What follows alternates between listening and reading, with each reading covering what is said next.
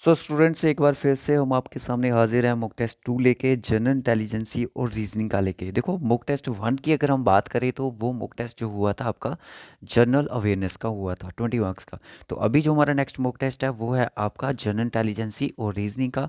आपने अपना स्कोर यहाँ पे ज़रूर बताना है मेंशन करके। देखो, टारगेट हमने रखा है कि रीजनिंग एक ऐसा सब्जेक्ट है जिसमें आप 40 में से 40 मार्क्स ला सकते हो। सीधी सी बात है, अगर आपकी प्रिपरेशन बहुत ज़्यादा अच्छी है, ठीक है। तो देखो, 20 क्वेश्चन इसमें आएंगे और हर एक क्वेश्चन कितने नंबर का होगा? 2 नंबर का होगा। तो देखो, चीज़ें कैसे स्ट्रांग होती हैं? चीज़ें स्ट्रांग होती हैं मैथ, रीजनिंग, ये प्रैक्टिस के थ्रू ही आपकी स्ट्रांग होंगी। देखो, पूरा as per the syllabus according हमने ये टेस्ट बनाया है आपके लिए। तो जो भी आपका स्कोर बनेगा लास्ट में आपने ज़रूर शेयर करना है। जेके सब इंस्पेक्टर के लिए स्पेशल सीरीज़ आपके लिए लॉन्च की गई है, तो आप इसका ज़रूर बेनिफिट लें। तो चलिए फिर क्वेश्चन को करते हैं सॉल्व। वीडियो स्टार्ट करने से पहले जो चैनल इस चैनल पे नए हो तो चैनल को सब्सक्राइब ज़रूर कर लें, ताकि इसी तरह की प्रैक्टिस सेट की वीडियोस आपको मिलती रहेंगी। अभी तक देखो, अभी जो एग्ज़ाम का कैलेंडर आया है, मार्च तक एग्ज़ाम होने की संभावना देखने को मिल रही है। बट सब इंस्पेक्टर के एग्ज़ाम की अगर हम बात कर भी लें तो सब इंस्पेक्टर का एग्ज़ाम जो है कहीं ना कहीं हमें देखने को मिल रहा है कि ये एग्ज़ाम मार्च के एंडिंग तक जा सकता है या फिर अप्रैल में, ठीक है। मार्च के एंडिंग या फिर अप्रैल तक ये एग्ज़ाम आपका जा सकता है।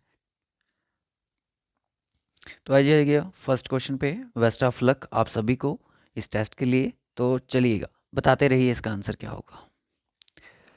टाइम वीडियो को आप पास कर लें ताकि आपको थोड़ा टाइम मिल जाए। इसमें पूरे 20 क्वेश्चन हमने रखे हैं एज पर द सिलेबस। जो भी सिलेबस में आपके कंपोनेंट हैं, क्रिटिकल रीजनिंग होगी, कुछ भी जो भी आपके एड्रेस मैचिंग हो गए, मैट्रिक्स हो गया, सभी के ऊपर क्वेश्चन रखे हुए हैं। तो सबसे पहले हमें क्लासिफिकेशन से हमें क्वेश्चन देखने को मिल रहा है कि क्लासिफिकेशन से क्वेश्चन आया कि find the odd pairs in the given option. Given option में से हमें एक ऑड पेयर को चूज़ करना है। ऑड पेयर को हमने क्या करना है? चूज़ करना है। तो यहाँ पे अगर देखे जाए तो ये है डी। सो डी के बाद आता है सर ई, फिर मेरा आता है एफ, ठीक है, कोई बात नहीं। फिर उसके बाद क्या आता है? जी आता है। जी यहाँ पे नहीं दिख रहा है। फिर ये सीरीज़ क्या हो रही है? दूसरी साइड से शुरू हो रही है। जी के बाद क्या आता है? एच आता है। आई मिसिंग है सर, फिर जी आ रहा है। समझ आ गया कि सीरीज़ कैसे चल रही है? पहले तो ये सीरीज़ सीधी चल रही है, डी ई मिसिंग है, फिर एफ, फिर जी मिसिंग है, फिर एच इस तरफ से शुरू हो रही है और आई यहाँ पे मिसिंग है। अब लेफ्ट की तरफ जा रही है, पहले राइट की तरफ जा रही थी, ठीक है। उसके बाद दूसरा ऑप्शन भी चेक कर लेते हैं। एल के बाद क्या आएगा? एम आएगा। एम के बाद आएगा आपका एन, ठीक है, एम मिसिंग है। फिर इसके बाद एन के बाद ओ मिसिंग रहेगा। ओ के बाद क्या आता है? पी, फिर क्यू मिस रहेगा, फिर आर आएगा। क्या ऐसा देखने को मिल रहा है कि एल एन और पी बिल्कुल ऑप्शन बी में भी और ऑप्शन ए में क्या है? सेम लॉजिक लग रहा है। सेम लॉजिक लग रहा है ऑप्शन ए और बी में। इसका मतलब ए और बी अगर सिमिलर हैं तो और कोई और होगा। सी के बाद क्या आता है भाई? सी के बाद आता है डी, फिर आता है हमारा ई, एफ मिस रहेगा, जी आएगा, एच मिस रहेगा तो आई आएगा। तो सी ई आई जी आएगा। तो बिल्कुल सही है यार, ऑप्शन सी बी ये तीनों में लॉजिक सेम ही फॉलो हो रहा है। तो एक बार चेक कर लेते हैं कि ऑप्शन डी में क्या लॉजिक लग रहा है। ओ के बाद कहता है ओ पी क्यू आएगा, तो ओ के बाद एन आ रहा है, तो यही हमारे लिए क्या है? एक ऑड है। क्वेश्चन नंबर सेकंड पे आ जाइए। रिलेशनशिप का कंसेप्ट जो आपका टॉपिक है उसमें से क्वेश्चन पूछा गया है। जल्दी से बताओ इसका आंसर क्या होगा।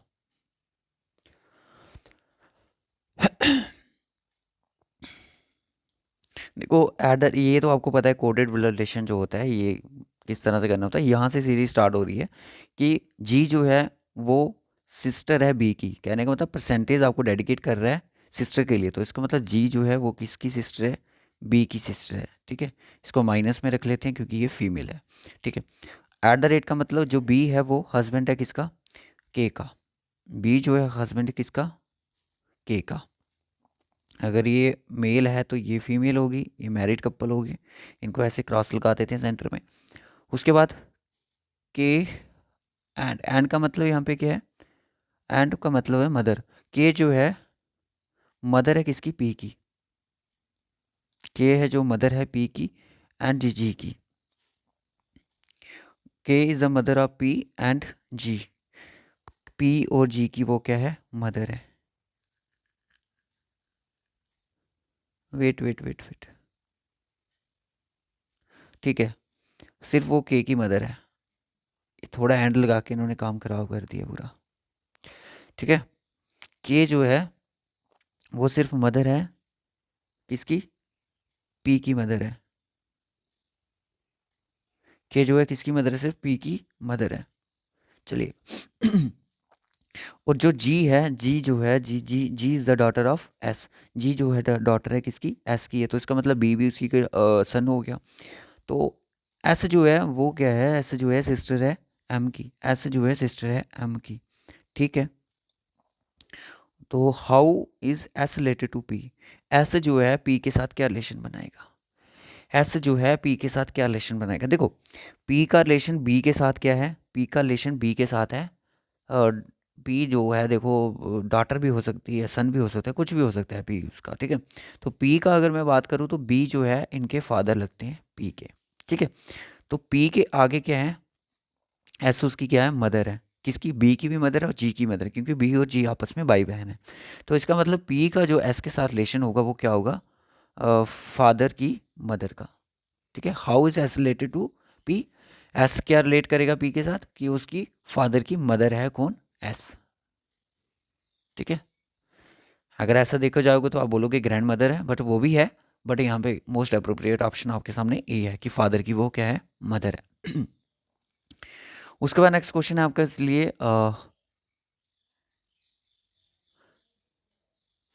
एनालॉजी से क्वेश्चन मान सकते हो आप, कि देखो यहाँ पे ट्राइंगल जो आपको एक गिवन ट्राइंगल दिया गया था, इसकी शेप उन्होंने क्या कर दी, ये वाला हिस्सा, कहने का मतलब ये वाला हिस्सा क्या कर दिया, इसको कलरफुल कर दिया। लेफ्ट साइड वाला हिस्सा ट्राइंगल का, अगर ये ट्राइंगल है, इसका लेफ्ट साइड वाला हिस्सा ये है और राइट वाला ये है, इस हिस्से को क्या कर दिया ना, रंगीन कर दिया, कलरफुल कर दिया। तो इसका मतलब हमारे पास एक सर्कल है और इसका हेमिस्फीयर है, तो ये वाला रंगीन हो जाएगा। तो ऑप्शन कौन सा बनना चाहिए, ऑप्शन बी में फिफ्थ बैठे हुए फिफ्थ फिगर जो है वो हमारी सही बनेगी, ऑप्शन बी। चलिएगा नेक्स्ट क्वेश्चन नंबर पे। नेक्स्ट क्वेश्चन आपका है नंबर सीरीज से है, 82, 28, 77, 23, 32, क्या चल रहा है इसमें, लॉजिक लगाओ ज़रा क्या चल रहा है जल्दी से देखो। देखो यहाँ पे क्या चल रहा है कि 82 है, 82 का क्या बन रहा है, अगर इनकी डिजिट की शफलिंग की जाए तो 28 बन रहा है। 77 है, इनकी डिजिट की शफलिंग की जाए तो 77 बनता है, ठीक है ना। 23 इनकी शफलिंग की जाए तो 32 बनता है, और आपके पास है 89, इनकी शफलिंग करोगे तो क्या बनेगा, 98 बनेगा। तो 98 कहाँ पे है, ऑप्शन बी में है, तो बी इज़ द सही आंसर, ठीक है। अब आता है क्वेश्चन क्रिटिकल रीजनिंग से, या फिर कह सकते हो इमोशन सोशल इंटेलिजेंसी से क्वेश्चन आ गया आपका। You are station as a police officer, you receive the reliable information of the preparation to violently disturb the upcoming local body election. मैंने जो क्रिटिकल रीजनिंग पढ़ाई थी आपको, उसमें एक क्वेश्चन आपको करवाया भी था, तो सेम मैंने सोचा कि इसकी बार अब की बार में एक हम सेम क्वेश्चन कॉपी कर लेते हैं, ताकि बच्चों को थोड़ा एक कॉन्फिडेंस राइज हो जाए कि नहीं हम कुछ कर पा रहे हैं। एग्जाम आज का टेस्ट तो बहुत अच्छा रखा है मैंने, इजी रखा है। तो बताइएगा क्या होगा इसका आंसर, इसका आंसर तो आपको सभी को पता है क्या होगा, mobilise the auxiliary police arguments in the world. जिस एरियाज पे हमें शक होगा वहाँ पे क्या करेंगे, ज़्यादा से ज़्यादा फोर्स को इकट्ठा कर देंगे, एकत्रित इंक्रीज कर देंगे वहाँ पे फोर्स, ठीक है। उसके बाद आ गया अर्थमेटिकल ऑपरेशन आपका, या न्यूमेरिकल ऑपरेशन कह सकते हो। पी का मतलब डिवाइड करना है, क्यू का मतलब प्लस करना है, आर का मतलब माइनस करना है, एस का मतलब क्या है, मल्टीप्लाई करना है। तो बताओ इस वैल्यू की जो आपको गिवन वैल्यू है इसकी क्या आंसर आ सकता है आपके सामने, जल्दी से बताओ। 10 को मैंने एज इट लिख दिया भाई। आर का मतलब यहाँ पे क्या है, आर का मतलब सर माइनस करना, किससे, 192 लिख दो 192। और उसके बाद पी का मतलब क्या है, डिवाइड करना, किससे, 48 से, कर दो 48 से डिवाइड, कोई बात नहीं। एस का मतलब क्या है, एस का मतलब मल्टीप्लाई करना, किससे, 48 से, फिर से 48, कोई बात नहीं। और यहाँ पे है 96 अगेन, यहाँ पे कितना आ गया 96, एस के बाद 40 पे, ठीक है। क्यू का मतलब क्या है, क्यू का मतलब है +1 करना। अब देखो यार यहाँ से सीधी सी बात है, 96 से ये जो 192 है 2 टाइम कट जाएगा, ठीक है। और ये 48 48 आपस में क्या हो जाएंगे, खत्म हो जाएंगे, 1 के साथ ये खत्म हो गया, ठीक है।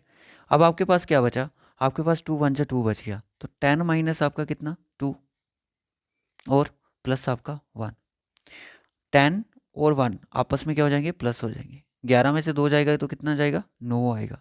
तो 9 is the answer, option C is the correct answer, okay. चलिए नेक्स्ट क्वेश्चन। अब आपको क्लासिफिकेशन ऑफ फिगरल भी दी गई है। क्लासिफिकेशन फिगरल का मतलब ये होता है कि ऑड वन आउट फिगर निकालनी है, फिगर ऑड वन आउट होता है, ठीक है। तो बताइएगा इसमें से कौन सी ऐसी फिगर है जो कि बिल्कुल गलत है। पहली फिगर देखो तो यहाँ पे क्या है, मल्टीप्लाई है, यहाँ पे डिवीज़न का सर्कल है, स्क्वायर है, यहाँ पे भी डिवीज़न है, सर्कल है, स्क्वायर है, मल्टीप्लाई है, यहाँ पे मल्टीप्लाई, और यहाँ पे क्या है, प्लस है। तो ऑप्शन डी सी जो फिगर आपके लिए क्या हो जाएगी, ऑड हो जाएगी, जो कि आपने क्लासीफाई कर दी है। उसके बाद चलिएगा लेटर सीरीज पे। सिमेंटिक सीरीज कह सकते हो, लेटर सीरीज कह सकते हो, स्मॉल लेटर सीरीज कह सकते हो, कुछ भी कह सकते हो, ये आपके सिलेबस में मेंशन है। बताओ ज़रा क्या आंसर हो सकता है इसका भाई। देखो ए के बाद क्या बन रहा है, बी का गैप लेके सी बन रहा है, जी के बाद एच का गैप लेके आई बन सकता है, तो इसका मतलब सी के बाद डी का गैप लेके ई बन सकता है, बिल्कुल बन सकता है सर, ठीक है। एफ के बाद क्या बन रहा है, जी बन रहा है, फिर मेरा एच आ रहा है, यानी कि अब उल्टी दिशा चलना शुरू होगी। एल के बाद एम फिर एन, इसका मतलब एच के बाद आई फिर जे, तो ई जे इज द आंसर। अब नेक्स्ट क्वेश्चन देख लेते हैं, साइलोगिज्म से है भाई। साइलोगिज्म से next question. Only a few sky is blue, कुछ फ्यू स्काई ही क्या है, ब्लू है, कुछ फ्यू स्काई ही क्या है, ब्लू है, लिख दिया मैंने। अब कुछ, ठीक है, नो ब्लू इज एजोर, कोई भी ब्लू जो है एजर नहीं है, ब्लू का एजर से कोई रिलेशन नहीं है। सम हेवन आस एजन्स, ठीक है, सम कुछ हेवन जो हैं वो क्या है, एजर हैं, ठीक है।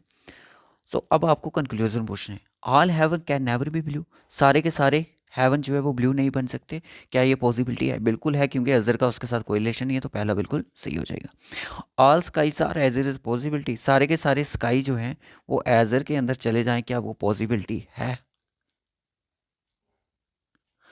अब मुझे बताओ कि सारा का सारा स्काई जो है एजर के अंदर चला जाए, ऑल स्काईज और एजर, कहने का मतलब स्काई का रिलेशन ऐसे बन गया, तो फिर ये ब्लू इसके अंदर नहीं आ सकता, तो इसका मतलब ये पॉसिबिलिटी नहीं है, तो ओनली वन फॉलो, ठीक है। चलिए next question. Which of the following four address is not exactly the same as the one given blue, यहाँ पे एक एड्रेस दिया गया है, सॉरी ये एड्रेस आपको जो भी दिख रहे हैं इनमें से एक ऐसा एड्रेस होगा जो कि डिफरेंट होगा अपने आप में। देखो ज़रा कौन सा एड्रेस यहाँ पे अपने आप में एक डिफरेंट है। देखो प्राइवेट प्राइवेट बैग बैग यहाँ तक तो चारों के चारों सेम है। हावे हाउस हावे हाउस हावे हाउस हावे हाउस, ये भी ठीक है, नंबर नंबर नंबर ठीक है, बट यहाँ पे 1686 है, यहाँ पे 885 है, सो ऑप्शन डी जो है वो करेक्ट मैच नहीं है। क्लासिफिकेशन ऑफ एड्रेस मैचिंग कह सकते हो इस चैप्टर को, ठीक है। विच of the following represent the Karnataka India Asia, देखो इंडिया जो है सबसे पहले, इंडिया जो है वो किस कॉन्टिनेंट में आता है, एशिया में आता है, बस वेन डायग्राम इसका ऐसा बनेगा, ठीक है। इंडिया किस कॉन्टिनेंट में, एशिया में, और कर्नाटका ही इंडिया में है भाई, कर्नाटका ही इंडिया में, तो ऑप्शन क्या बन जाएगा, ऑप्शन बी आपकी सही होगा। उसके बाद आ गया भाई डायरेक्शन का क्वेश्चन। डायरेक्शन का क्वेश्चन बनाइएगा। एक पर्सन है वो अपनी जर्नी को स्टार्ट करते हैं, कहाँ से स्टार्ट करते हैं, वो अपनी जर्नी को 3 किलोमीटर ले जाते हैं, अपने आप को ईस्ट की तरफ ले जाते हैं। फिर उसके बाद उन्होंने क्या, लेफ़्ट टर्न लिया, कितना 4 किलोमीटर का, 4 किलोमीटर का, फिर लेफ़्ट टर्न लिया, फिर उन्होंने अपने आप को लेफ़्ट टर्न किया, कितना 45 degree, move straight line 45 degree, यानी कि इस तरफ वो जा रहा है स्ट्रेट लाइन पे, तो वो कौन सी डायरेक्शन फेस कर रहा है, वो डायरेक्शन कर रहा है नॉर्थ, नॉर्थ वेस्ट डायरेक्शन की तरफ वो जा रहे हैं। उसके बाद आ गया आपके अरेंजमेंट वाले भाई, चलो देख लेते हैं अरेंजमेंट में क्या क्या है। सबसे पहले, अच्छा डिक्शनरी बेसिस पे इनको अरेंज करना है हमने, डिक्शनरी बेसिस पे स्टूडेंट अरेंज करना है इनको। सबसे पहले देखा आर आर ई ई सभी में कॉमन है, फिर उसके बाद देखा एस एस, पी के बाद क्यू आर एस आता है, इसका मतलब टू वाला पहले नहीं आएगा, टू वाला पहले आपका, एक बार चेक कर लो, P Q R S, sorry two वाला ही पहले आएगा क्योंकि पी पहले आता है हमारा, ठीक है। ये हो गया, इसको कट कर दो।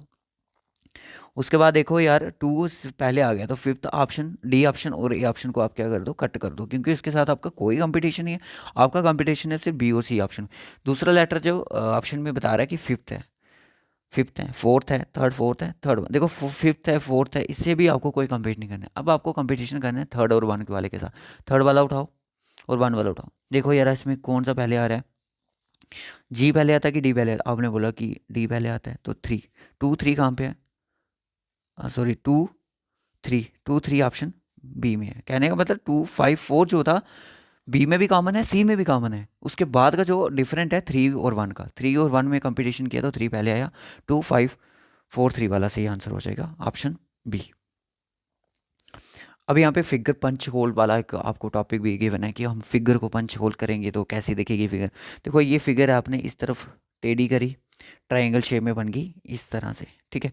इस फिगर को आपने फिर इस तरफ मोड़ा तो ये फिगर बन गई कुछ इस तरह से। आपने यहाँ पे डॉट लगाया, तो डॉट लगाओगे तो जब भी ये फिगर ओपन होगी तो डॉट यहाँ पे भी लगेगा। अब जब इस फिगर को आप जैसे आपने फोल्ड की थी अनफोल्ड करोगे, ये फिगर कुछ आपको इस तरह से दिखना शुरू हो जाएगी। यहाँ पे आपको डॉट देखने को मिलेंगे, 4 डॉट। तो वो 4 डॉट मुझे दिख रहे हैं ऑप्शन सी में, ठीक है। अब यहाँ पे देखो क्यूब और डाइस वाले क्वेश्चन भी बड़ी बार एग्जाम में पूछे जाते हैं। अब आपसे पूछो which number is at the opposite of the number 6, कौन सा नंबर यहाँ पे 6 के ऑपोजिट में बैठा हुआ है। देखो सबसे पहले यहाँ पे एक चीज़ मैं आपको बता दूँ कि जो नंबर फोर्थ के अपोजिट में 1 कभी नहीं होगा, फोर्थ के अपोजिट में 2 नहीं होगा, क्योंकि अपोजिट नंबर जो होते हैं, अगर जो 4 का अपोजिट अगर 5 होगा भाई, तो मान लिया हमने 6 का अपोजिट कुछ और होगा, हो सकता है 5 का अपोजिट 1 भी हो सकता है, 5 का 2 भी हो सकता है, कोई ऐसी पॉसिबिलिटी अभी तक नहीं। बहुत सारी पॉसिबिलिटीज़ है हमारे पास, यहाँ पे देख सकते हो, क्योंकि जो नंबर यहाँ पे सामने नहीं दिख रहा है तो वो उसका ऑपोजिट हो सकता है। 6 का 5 ऑपोजिट नहीं हो सकता, क्योंकि ये दोनों नंबर हमें सामने दिख रहे हैं। इनको कैसे अरेंज किया जाता है, देखो पहले तो कॉमन नंबर ढूंढो आप। तो देखा कि हमें यहाँ पे कॉमन नंबर ढूंढ रहा है, 6 है। ऐसे इसको अरेंज करना शुरू कर दो। 6 के बाद क्या आ रहा है, 2 आ रहा है, फिर उसके बाद 3 आ रहा है। दूसरा डिब्बा उठाओ, 6 के बाद क्या आ रहा है, 4 आ रहा है, 4 के बाद क्या आ रहा है, 2 आ रहा है। देखो 2 का अपोजिट बता रहा है 4 है, 3 का अपोजिट बता रहा है 2 है, तो ऐसा थोड़ी हो सकता है 2 का अपोजिट अगर 4 है तो 4 का भी अपोजिट 2 होगा, बट यहाँ पे 3 का अपोजिट 2 है, 2 का भी 3 है, तो एक नंबर 2 का नंबर का अपोजिट नहीं हो सकता, तो ये हमारा गलत होगी, इस हमारी असम्पशन गलत होगी। पहले वाला ही लिखो सेम, 2 3, उसके बाद इसको उठा लो 6 5 4। अब ठीक है, 2 का अपोजिट 5 है, 3 का अपोजिट 4 है, तो 6 का अपोजिट कौन होगा, ऑब्वियसली 1 होगा, क्योंकि एक डाइस जो होता है उसमें क्या कौन से नंबर होते हैं, 1 2 3 4 5 और 6। 2 का अपोजिट कौन है, 5 है, 3 का अपोजिट 4 है, तो 6 का कौन बचा, 1 बचा, तो option B is the answer. How many triangles in the given figure, इस गिवन फिगर में आपको कितने ट्राइंगल देखने को मिल रहे हैं। जब भी हम यहाँ पे ट्राइंगल की बात करते हैं, अगर मैंने यहाँ पे एक ट्राइंगल ड्रॉ किया, इसमें आपको कितने ट्राइंगल दिख रहे हैं, आप बोलोगे मुझे एक ट्राइंगल दिख रहा है। अगर यहाँ पे मैंने एक लाइन ड्रॉ की, आपने कितने ट्राइंगल दिख रहे हैं, आप बोलोगे 2 दिख रहे हैं। 2 नहीं है, इसमें 3 ट्राइंगल है, ठीक है। एक ट्राइंगल तो ये वाला हो गया, दूसरा ट्राइंगल ये हो गया, तो एक हो गया पूरा बाहर वाला। कितने ट्राइंगल हो गए, 3 ट्राइंगल हो गए इसमें, ठीक है। अब सेम केस यहाँ पे है, अब सेम केस कहाँ पे है, यहाँ पे है। ये जो ट्राइंगल था यहाँ पे भी सेम केस है, यहाँ पे आपको मिल गए 3 ट्राइंगल, ठीक है। जब यहाँ पे लाइन थी एक, अभी यहाँ पे इस ट्राइंगल की अगर बात करें, वेट, अगर मैं इस ट्राइंगल की बात करूँ तो यहाँ पे मुझे मिल गए 3 ट्राइंगल।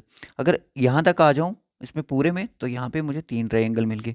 अगर एक बार मैं फिर से पूरे में आ जाऊँ तो कितने मिल गए मुझे, 3 और मिल गए। 3 + 3 + 3 कितना हो गया, 9 ट्राइंगल मुझे अभी तक मिल चुके हैं। 9 ट्राइंगल मुझे अभी तक मिल चुके हैं। तो एक ट्राइंगल मुझे यहाँ पे दिख रहा है, दूसरा ट्राइंगल मुझे यहाँ पे दिख रहा है। 9 + 2 कितना हो गया, 11 हो गया। तो 11 ट्राइंगल अभी तक मुझे देखने को मिल रहा है। और कोई ट्राइंगल यहाँ पे दिख रहा है, नहीं दिख रहा है, तो 11 इज आंसर, ठीक है। अब मैट्रिक्स का क्वेश्चन आ गया आपके सामने, यानी कि आपको एक टॉपिक है ट्रेंड्स, ट्रेंड्स वाला। ये देखो टॉपिक कुछ ऐसे टॉपिक है जो कि CGL SSC में पूछे जाते थे, बट आज के टाइम पे अभी हमें देखने को नहीं मिलते हैं। आपको पूछ रहा है कि ड्रॉ का आपने यहाँ पे फाइंड आउट करना है, सेट ऑफ द वर्ड के यहाँ पे कौन सा होगा ड्रॉ का। देखना है कि नंबर वाइज ही चेक करना पड़ेगा। 14 देखो कहाँ पे बन रहा है, 1 यहाँ पे है, 4 यहाँ पे है, तो 1 ऐसे देखना, रो और कॉलम में बना के देखना है। 1 और 4 कितना हो गया, 14। तो पहला लेटर मुझे डी मिल रहा है, ठीक है। 14 पे मुझे डी मिल रहा है। 89 चेक करते हैं, 8 यहाँ पे है, 9 यहाँ पे, तो दूसरे में मुझे क्या मिल रहा है। ऐसे इनकी कोलैबोरेशन इंटरसेक्शन देखना है, ठीक है, जो जिस वर्ड पे ये मैच मीट करें, तो और मुझे यहाँ पे मिल गया। 12 देखेंगे, 1 यहाँ पे है और 2 मेरा यहाँ पे, तो मुझे ए भी मिल गया भाई यहाँ पे। उसके बाद 78 चेक कर लेते हैं, 7 और 8 यहाँ पे है, 7 और 8 यहाँ पे मुझे क्या मिल रहा है, W मिल रहा है, तो W मिल ही गया। तो ऑप्शन ए ही चेक से ही हो जाएगा, बाकी चेक करने की ज़रूरत नहीं है, ठीक है, चलेगा। In certain code language the most is written as, most का कोड आपको गिवन है कि 134 है, तो फर इज रिटन एज 90, तो what is the success code, success का कोड क्या होगा। देखो मोस्ट पहले तो मोस्ट को डिकोड किया जाएगा भाई। मोस्ट की जो प्लेस वैल्यू होती है वो 13 होती है, ओ की कितनी होती है, 15 होती है, एस की प्लेस वैल्यू कितनी होती है, 19 होती है, टी की कितनी होती है, 20 होती है। इन सबको प्लस करो ज़रा, कितना होता है, ये हो जाएगा मेरा 28, ये गया मेरा 49, 49 हुआ, सॉरी 39, ये कितना हो गया 17, 1 कैरी, तीनों 67, पर ये सब तो 67 आ रहा है। 67 का क्या करेंगे, अगर 67 का मैं अगर 2 टाइम कर भी दूँ तो मेरे पास 134 आ जाएगा, कोई ऑब्जेक्शन नहीं है। फर का कोड होता है, एफ होता है 6 पोजीशन पे, यू होता है 21 पे, आर होता है 18 पे। इन दोनों को अगर प्लस करे दिया जाए तो 27 होता है। 8 से 15 और 45 दूने 90, तो ये भी सही बता रहा है। तो इसका मतलब ये है कि इनका कोड आपको निकालना पड़ेगा। एस का कितना हो गया 19, यू का हो गया 21, सी का कितना हो गया 3 होता है, 3 + 3 कितना हो गया 6 हो गया, ई का होता है 5, एस का होता है 19 यानी कि 38। इनको प्लस किया तो मेरे पास 40 आ गया, इनको प्लस किया तो कितना हो गया 6 और 5 11, 49, 49 हो गया। इन दोनों को प्लस किया 89 हो गया। 89 को 2 से मल्टीप्लाई करोगे तो 9 दूनी 18, ये कैरी 8 दूनी 16, 178 इज द आंसर हो जाएगा। क्वेश्चन नंबर 19 पे चलिएगा। How many meaning word formation यानी कि वर्ड बिल्डिंग आपको एक दिया गया है, कंसेप्ट टॉपिक दिया गया। तो लेम आपको एक वर्ड दिया जा रहा है, इसमें आप कितने मीनिंगफुल वर्ड बना सकते हो। तो यार लेम भी तो एक अपने आप में मीनिंगफुल वर्ड है। एक तो बन रहा है सर यहाँ पे मेल, और एक तो बन रहा है मेल, और कौन सा बन रहा है, मेल बन गया, और एक तो बन गया मील, MEL, और कोई बन रहा है, एक हो गया, दो हो गए, तीन हो गए, तो तीन ही बन रहे हैं, 3 इज द आंसर। चलिए नेक्स्ट क्वेश्चन पे।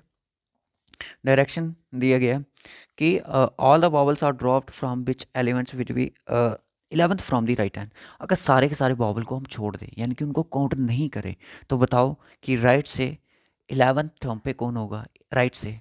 तो ये तो होती है लेफ्ट साइड, ये होती है राइट साइड, राइट से 11 टर्म पे कौन होगा।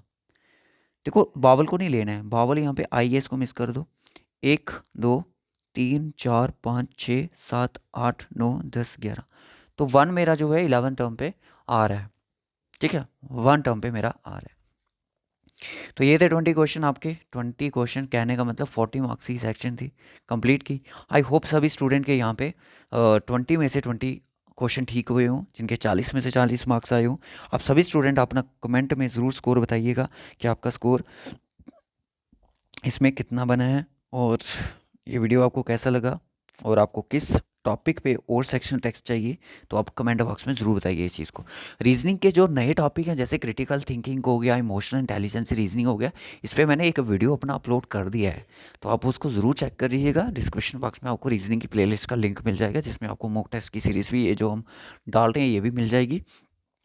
तो इससे एक आपको आइडिया लग जाएगा कि हमें करना क्या है। और क्रिटिकल थिंकिंग पे मैं हमने अभी तक टॉपिक करवा दिया, क्योंकि वो टॉपिक अभी आपको करवाए जा रहे हैं। देखो कोडिंग, डिकोडिंग, साइलोगिज्म, वेन डायग्राम सभी लोग करवा रहे हैं, बट मेन चीज़ है कि जो है नया कुछ आया उसके बारे में कोई देख नहीं रहा है। तो मेन चीज़ हमारा मोटिव यही है कि वो चीज़ें आपके सामने रखी जाएँ जो अभी तक आपने नहीं पढ़ी हैं, ठीक है।